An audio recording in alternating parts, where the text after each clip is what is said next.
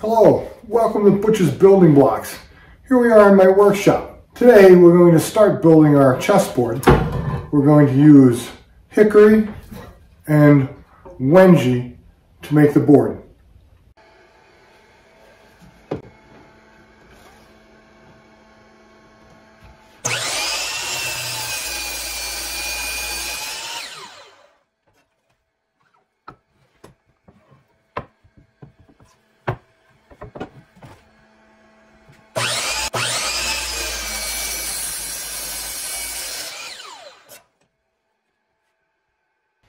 Here we have our Hickory stock and our Wenge stock. We're now going to rip these into 2-inch pieces.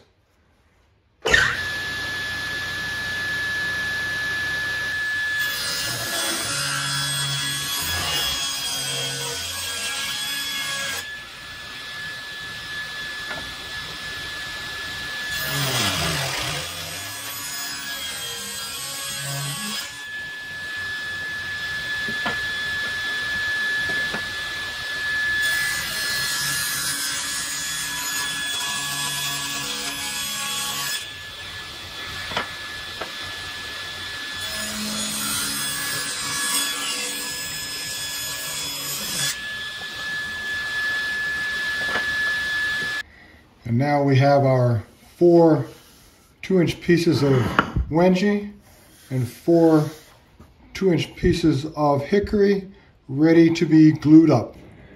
Originally I had wanted to do an end grain.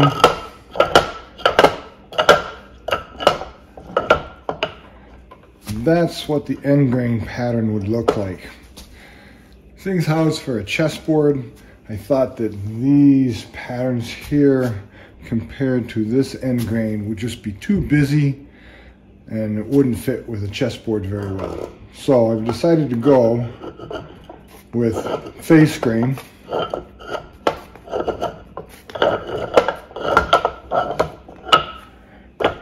And I think for a chessboard that looks much better. So I'm going to glue and clamp this up, and then we'll bring you on to the next section, which will be cutting the boards into slices this way in order to make the chessboard pattern. Here we have our panel all glued up, alternating colors so that we can flip-flop them to make our chessboard. I've already set the blade to the proper depth. And now we'll rip these into sections.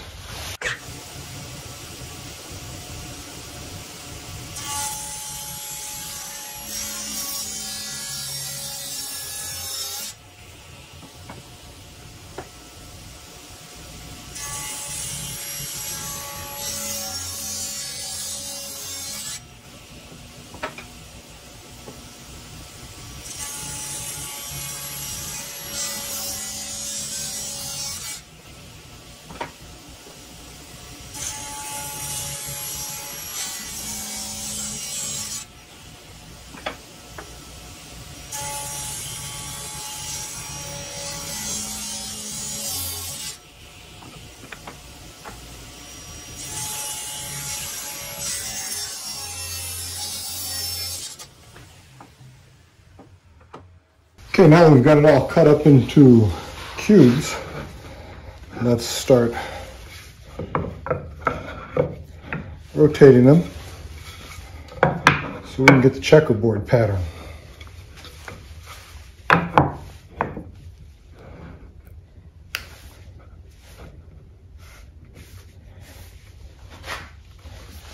Here's our chessboard pattern.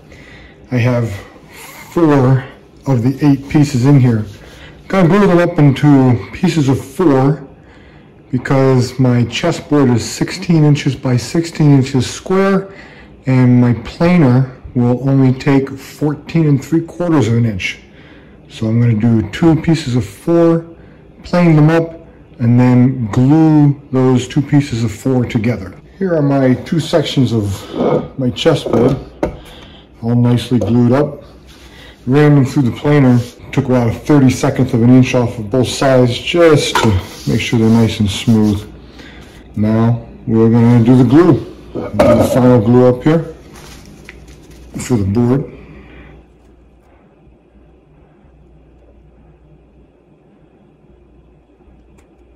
Make sure you get a nice even coat across all those surfaces so that you can be sure that they're going to stay. Align it so that the corners of our squares next to each other, just about like that. And now we'll clamp it up, give it about 12 hours to be sure that it's nice and dry. Here's our chessboard, and now we need to put on our trim. I have 45-degree angles cut on both sides, measured to the exact length for there.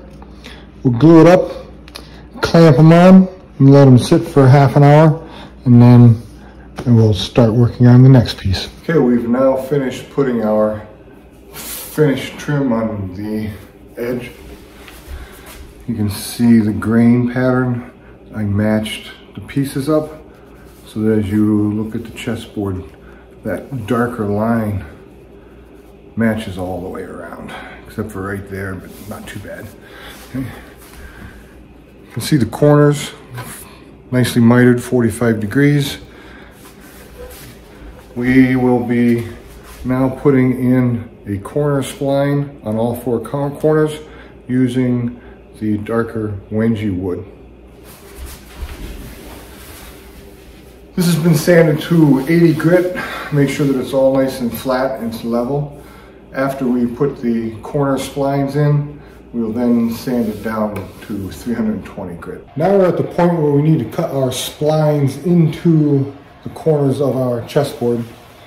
And I've made a very basic spline cutting jig. This piece will run along the bar here, guiding it, keeping it straight. A nice high background to support the workpiece. And then these pieces just meet at a 90-degree angle down here so that my chessboard will sit in there very nicely. Now, as with anything, if you have the option, you need to check to make sure that your cut is true. Your saw blade, in this case I have mine set at a 30-degree angle. But just to make sure I like the way it looks, here is an old piece of chessboard that we're going to use as a sacrifice block. We'll cut our 30-degree angle into here, and we'll see what it looks like to make sure that it fits our splines correctly.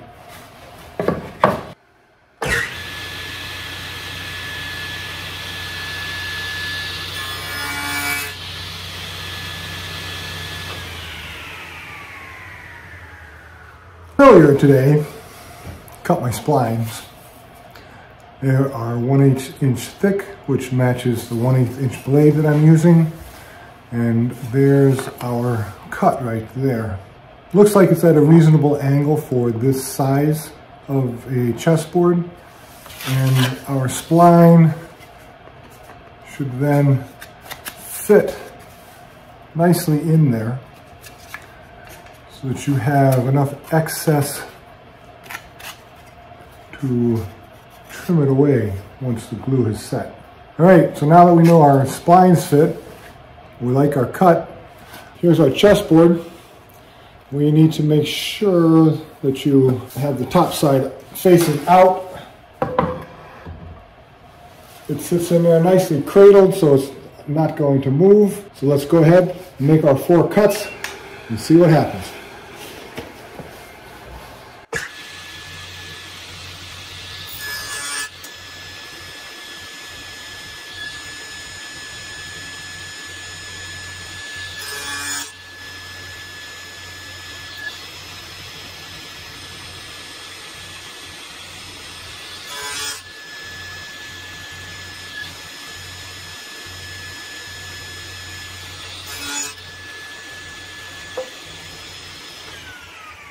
Okay, we've cut our corner spline notch. I have my piece of Wenge. When fitting corner splines, they need to fit in there snugly, but you don't want to drive this in because that will cause this to spread apart. It's mostly decorative, but it's also here to help hold that joint together. So you should be able to just slip that in there and it should fit nicely, but no force, otherwise you'll split your corners. All right, here's our spline. We've let it dry and now we need to cut it off. Don't cut too close, otherwise you'll scratch up your edge here. Leave enough room so that when you do your sanding that you can sand it off easier. I like these flush cut saws. They work really well with the fine 32 teeth per inch.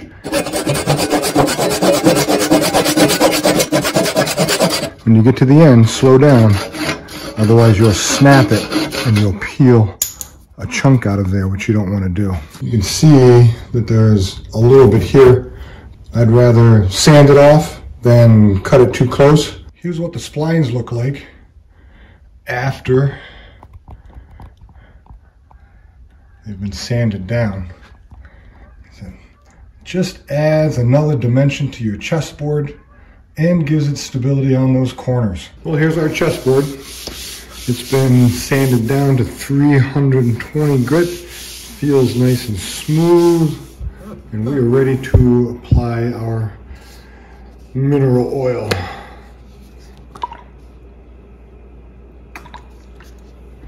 Let's see what it looks like after we get some oil on here. The grain will jump out for us. Colors will intensify.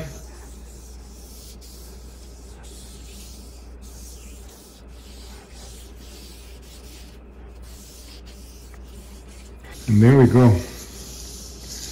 It certainly is looking good.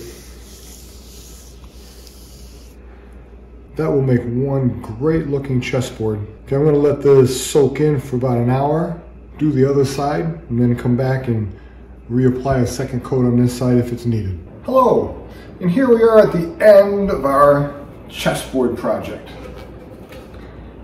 It has come out magnificent.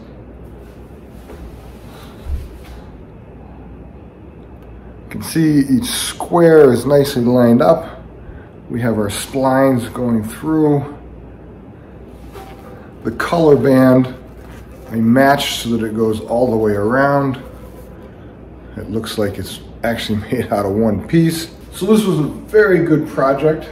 This side of the board or this side of the board, doesn't matter which one. You can use both of them. I hope you enjoyed this. If you like what you see here, go to butchesbuildingblocks.com. I can make one for you. If you thought this video was good, please check the like button down there. I certainly would appreciate it. Until our next project, have a good day.